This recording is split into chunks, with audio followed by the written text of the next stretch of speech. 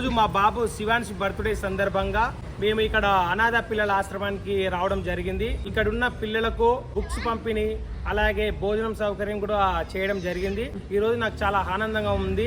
మీరు కూడా ప్రతి ఒక్కరూ నెలకొకసారన్నా సంవత్సరానికి ఒకసారన్నా మీ వేడుకలలో మీరు బయట వృధా ఖర్చులు చేసే కన్నా ఎంతో అంత తగిన సహాయం అనాథ పిల్లల ఆశ్రమానికి చేస్తే బాగుంటుంది. మనం బయట ఎన్నో అనవసరం ఖర్చులు చాలా పెడుతుంటాము. ఆ ఖర్చులో కొంచెమైన ఖర్చు మనం ఇలాంటి ఆశ్రమంలో ఖర్చు పెడితే ఇలాంటి పిల్లలకు చాలా మంచి